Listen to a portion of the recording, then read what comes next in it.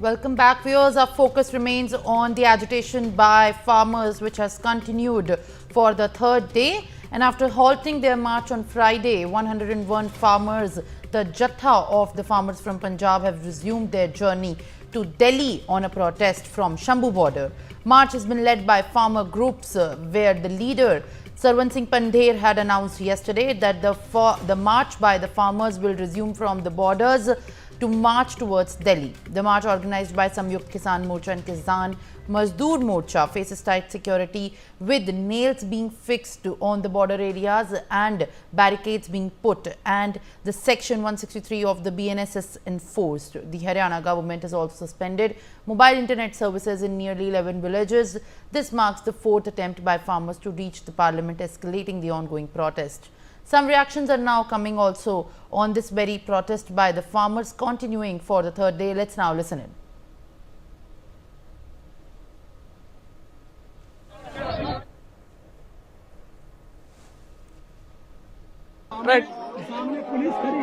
कोई बात नहीं, पुलिस खड़ी है तो कोई बात नहीं, वो अपना बल प्रयोग कर ले। असी तो अपने किसान है, असी वो किसान है जो देश का अनाज पैदा करके पेट भरया है।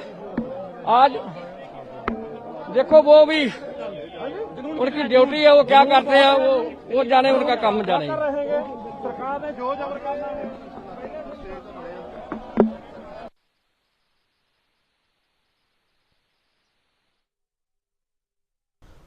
All right, viewers. Now joining me live on the broadcast from Shambhu border is my colleague Aditya Kumar. Aditya, what is the situation presently at the Shambhu border? We have seen the visuals which are showing that nails are fixed, there are heavy barricadings and layers of and tiers of security arrangements that have been put up on the border, especially the Shambhu border, where the Jatha of 101 farmers and the congregation of larger supporters of the farmer groups have got together. What is the situation? It's already 12. Have they started marching towards Delhi in the continuing protest against the central government? All right, viewers, while we try to restore the connection with my colleague who's stationed at the Shambhu border, where in fact mobile internet services have also been suspended. All right, Aditya, what is the situation presently? Have the farmers restarted and resumed their protest? As 12 PM is what they told, that they will start their march towards Delhi. जी समझ, जैसा उन्होंने कहा था कि 12 बजे वो आज जो है दिल्ली की तरफ कूच करेंगे, वैसी व्यवस्था उन्होंने शुरू कर दी है। अभी सुबह से जिस तरह की स्थिति रही कि मीडिया कर्मियों को पुलिस वाले रोक रहे थे, जो अन्य किसान हैं जो और दूसरे जगह से आना चाह रहे थे उनको भी रोक रहे थे। अभी जिस तरह की स्थिति है, लगभग 5 किलोमीटर दोनों तरफ से, जिधर दिल्ली की तरफ बढ़ते हैं और इधर पंजाब की तरफ बढ़ते हैं, दोनों की तरफ 5 किलोमीटर का एरिया जो है उसको पुलिस ने बैरिकेडिंग कर दिया हुआ है और किसी भी वाहन को आने जाने के लिए जो प्रतिबंधित किया गया है, और ताकि कोई भी इस तरीके का व्यवस्था न फैले। जो लोग हैं आने जाने वाले, उनको काफी दिक्कतों का सामना करना पड़ रहा है और वो दूसरे रास्ते से जाने को मजबूर है। पूरा जो 5 किलोमीटर इधर दिल्ली की तरफ और 5 किलोमीटर उधर पंजाब की तरफ, दोनों तरफ पुलिस ने बैरिकेडिंग किया हुआ है। अभी जो स्थिति है वहां पर, उसी स्थिति के अनुसार किसानों ने इकट्ठा होना शुरू कर दिया अपने आप को। खुद जितने भी उनके सहयोगी हैं, जो 101 लोगों की लिस्ट बनाई गई है जो दिल्ली की तरफ कूच करेंगे, वो सब आ चुके हैं और वो पुलिस उनको रोकने की कोशिश के लिए भी पुलिस भी अपनी तरफ तैयारी कर रही है और उधर किसान जो हैं वो भी पूरी तैयारी कर रही है ताकि जो आगे की तरफ उनका प्लान है वो रोका जा सके। सुबह के समय में जिस तरह की स्थिति रही थी, सरवन सिंह पंढेर जो किसान नेता है, उन्होंने ये कहा था कि पुलिस, जो पंजाब पुलिस है, आम आदमी पार्टी की सरकार वहां पर है और वो केंद्र सरकार के साथ मिलकर के साजिश रच रही है और किसी तरीके से वो चाहती है कि किसान आगे ना बढ़े। लेकिन जैसे जैसे समय बीता गया उसके बाद इस आरोप का खंडन किया गया डीजीपी पंजाब के द्वारा कि इस तरह की कोई भी चीज नहीं है, किसी भी मीडिया कर्मियों या किसी को रोका नहीं जा रहा है, वो बस आने जाने के लिए वहां पर इसलिए प्रतिबंधित उनको एक मैसेज दिया गया है। क्योंकि बीते दिनों जब इस तरह की चीजें हुई थी उस वक्त कुछ पुलिस कर्मियों के साथ साथ कुछ मीडिया कर्मी भी घायल हुए थे, तो उस स्थिति में उस स्थिति को दोबारा न आ पाए, इसलिए जो है उनको रोका गया है। उसके बाद दोबारा से मीडिया कर्मियों को अंदर प्रवेश किए जाना शुरू कर दिया गया था। लेकिन जिस तरीके से दोनों तरफ 5 किलोमीटर और आगे पीछे दोनों तरफ जिस तरीके से पुलिस ने बैरिकेडिंग की हुई है और पुलिस ने जिस तरीके से लोगों को रोकना शुरू किया, तो लोग आना जाना नहीं कर पा रहे हैं। उसकी वजह से अगल बगल के जो गाँव है उनको भी काफी दिक्कतों का सामना करना पड़ा, क्योंकि जो नेशनल हाईवे से जो वाहन जाते थे वो अब अंदरूनी गांव के क्षेत्र हैं, वहां से आना जाना शुरू कर रहे हैं और वहां पर ट्रैफिक जो है वो देखने को मिल रहा है। जी सिमरन।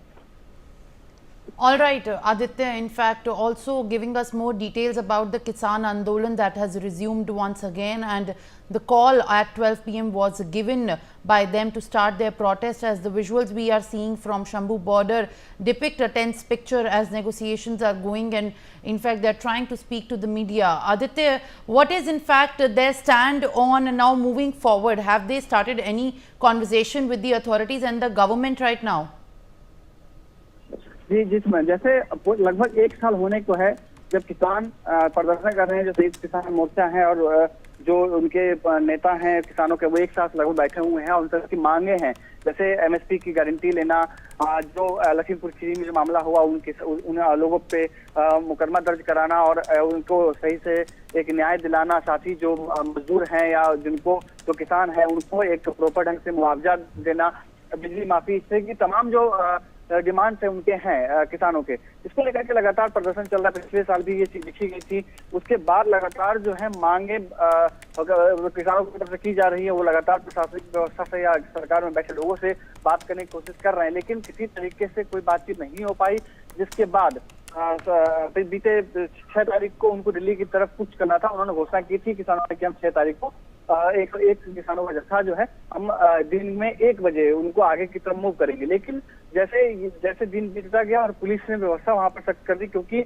उस दिन का जो दिन था वो दिल्ली के लिए बहुत अहम था। दिल्ली एक ऐसा एरिया बन गया हुआ है, स्टेट बन गया हुआ है, जहां पर एक तरफ से जहां पश्चिम उत्तर प्रदेश के भी किसान जो है आगे बढ़ने की कोशिश कर रहे थे और इधर से जो पंजाब के और हरियाणा के भी किसान हैं वो भी आगे बढ़ने की कोशिश कर रहे थे। उसके बाद पुलिस ने दोनों तरफ से कार्रवाई की थी, पश्चिम उत्तर प्रदेश के किसानों के साथ भी कार्रवाई की थी और इधर हरियाणा और पंजाब के जो किसान हैं उनके साथ भी जो कार्रवाई की थी। उसके बाद लगातार जो है आंसू गैस के गोले छोड़े गए थे, क्योंकि हल्का सा बल प्रयोग पुलिस को करना पड़ा था, क्योंकि लगातार जो किसान हैं वो जीत पा रहे थे कि हमें आगे की तरफ बढ़ना है, दिल्ली की तरफ बढ़ना है, लेकिन किसानों को रोकने के लिए जो पुलिस है, हरियाणा पुलिस ने भी अपनी कमर कस ली थी, इधर पंजाब पुलिस ने भी अपनी कमर कसी हुई थी, उसी हिसाब से ये पूरी कार्रवाई है वो की गई है। जिसके बाद उस दिन क्योंकि 16 लोग घायल हुए थे, में 2 लोग जो है गंभीर बताए जा रहे हैं, उनके सुनने की क्षमता है किसानों की वो कमजोर पड़ गई। उसके बाद जो किसान नेता सरवन सिंह पंडेर हैं उन्होंने कहा था कि हम कुछ देर रुकेंगे, कुछ दिन रुकेंगे, 1 दिन हम समय दे रहे हैं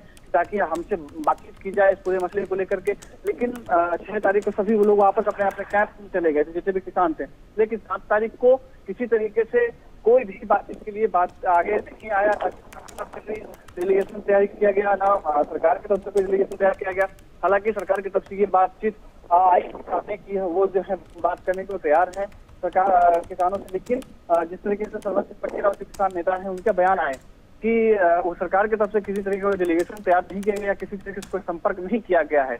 उसके बाद से लगातार जो है किसान इस बात पे अड़े हुए थे कि हम दिल्ली की तरफ मूव करेंगे और 8 तारीख को यानी कि आज रविवार को मूव करने की बात की, दिन के 12 बजे की शुरुआत की थी। लेकिन आज भी स्थिति वही रही, सुबह से ही जो पुलिस फोर्स है वो तैनात कर दिए गए थे। अब उन्होंने अपना जो मोर्चा है वो संभाल लिया हुआ था और किसी भी किसान को आगे बढ़ने की इजाजत नहीं दी जा रही थी। इस बीच में जो दल्लेवाल हैं जो किसान नेता, उन्होंने खनौनी बॉर्डर पे भी एक प्रदर्शन किया हुआ शुरू कर दिया है, वो आमरण अनशन में बैठे हुए हैं। तो इस तरीके से दोनों तरफ, एक तरफ जहां किसान दिल्ली के लिए मूव करना चाह रहे हैं 100 के जत्थे में, और सिर्फ यहाँ तक की बात नहीं, आगे जो किसानों से जुड़े जो सूत्र है वो ये भी बता रहे हैं कि और भी संख्या बढ़ सकती है, 101 से संख्या और भी ज्यादा हो सकती है। और ये इनपुट जो है सिक्योरिटी एजेंसी को भी मिले हैं, जो स्थानीय पुलिस है उनको भी मिली है कि किसानों के बीच में कोई कुछ उपद्रवी हो सकते हैं। उसी हिसाब से दिल्ली पुलिस समेत जितने भी हरियाणा पुलिस और पंजाब पुलिस वो उसी तरीके से काम कर रही है